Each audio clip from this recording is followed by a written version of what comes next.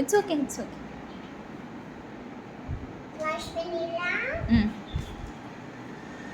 எனக்கு கால் வலிக்குது. யாராவது எடுத்துங்க.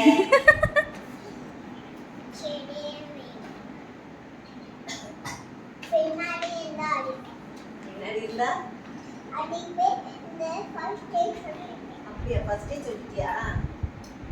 ஏயா பியா ஏ ஆக்கு ஏடா பியா ஏயா ஏ